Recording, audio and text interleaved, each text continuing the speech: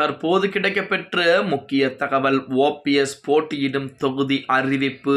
நண்பர்களே, நம்ம போடக்கூடிய வீடியோக்கள் உங்களுக்கு பிடிச்சிருக்கு அப்படின்னா லைக் அண்ட் சப்ஸ்கிரைப் பண்ணிக்கங்க.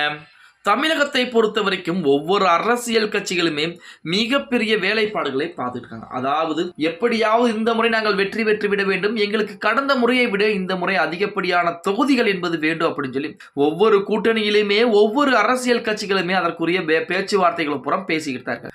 ஆனால் ஓபிஎஸ் நிலைப்பாடு என்னவாக இருக்கிறது? பேசாம ஓபிஎஸ் அம்மா மக்கள் முன்னேற்ற கழகத்தில் இருக்கக்கூடிய அந்த டிடியை நம்பாமல் பாஜக கூட்டணியிலே இருந்திருக்கலாம். பாஜக கூட்டணியிலிருந்து வெளியேற வேண்டும் என யாருமே நிர்பந்தம் செய்ய கிடையாது. எடப்பாடி பழனிசாமி அவர்களும் நிர்பந்தம் எதுவும் செய்ய கிடையாது.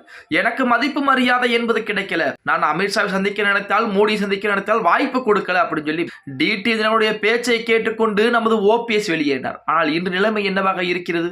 டிடிவி தினகரன் நேரடியாக அதாவது அம்மா மக்கள் முன்னேற்ற கழகம் என்பது பாஜக கூட்டணியிலே இணைந்திருப்பதாகத்தான் செய்திகள் என்பது வெளியாகி கொண்டு இப்ப ஓபிஎஸ் நிலைமை என்னவாக இருக்கிறது? அதாவது யாரை நம்பினாலும் ஓபிஎஸ்க்கு மிகப்பெரிய அடிகள் தான் விழுந்து கொண்டிருக்கிறது. சசிகலா என்று சசிகலாவின் பின்னால் போனால் சசிகலாவும் அவரை ஓபிஎஸ்ஐ கண்டுகொள்ள.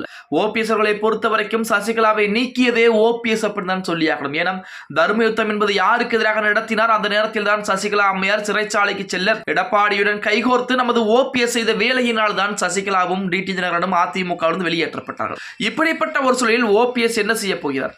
என்டிஏ கூட்டணிக்குள்ளே வரப்போகிறாரா அப்படின்னு பார்த்தா அதற்கு வாய்ப்புகள் என்பது கிடையாது. விஜய் கூட்டணியில் இணைய போகிறார் என்றால் விஜயிடம் 30 தொகுதிகளை கேட்டிருக்கிறாராம் ஓபிஎஸ். 30 தொகுதிகளை வேட்பாளரை யாரை நிறுத்துவார்? வேட்பாளரை நிறுத்தினால் அவர்களுக்கு செலவுகளை செய்வாரா ஓபிஎஸ் அப்படின்னா ஒத்த பைசா செலவு பண்ண மாட்டார். ஓபிஎஸ் அவர்களை பொறுத்த வரைக்குமே அவருடைய குடும்பத்திற்கு மட்டும் செலவுகளை செய்யக்கூடியவர். அதே போல சொந்த கிராம மக்களுக்கே தன்னுடைய கிணற்றில் இருந்து தண்ணீர் எடுக்கக்கூடாது என ஆணை ஓட்டவர் தான் ஓபிஎஸ் அவர்கள். அப்படிப்பட்ட ஓபிஎஸ் அவர்களை நம்பி யார் இருக்க போகிறார்கள் அப்படின்னு பார்த்தா யாருமே கிடையாது அப்படின்னு சொல்லியாகணும். இருக்கக்கூடிய கொஞ்ச நஞ்ச ஆதரவாளர்களும் தற்போது மாற்று கட்சியிலே இணைஞ்சிட்டு இருக்காங்க. இப்படிப்பட்ட ஒரு சூழலில் ஓபிஎஸ் மறுபடியும் போடி தொகுதியிலே போட்டியிட இருக்கிறார் அப்படிங்கிற செய்திகள் தற்சமயம் இணையதளங்களிலே உலா வந்து கொண்டிருக்கிறது அப்படின்னே கூட சொல்லலாம். அதாவது ஓபிஎஸ் அவர்களை பொறுத்த வரைக்குமே இந்த முறை போடி தொகுதியிலே களம் இறங்கி இருப்பதாக அதனுடைய மிக நெருக்கமாக இருக்கக்கூடிய அவர்கள் புறம் அறிவிப்புகளை கொடுத்துக்கிட்டு இருக்காங்க.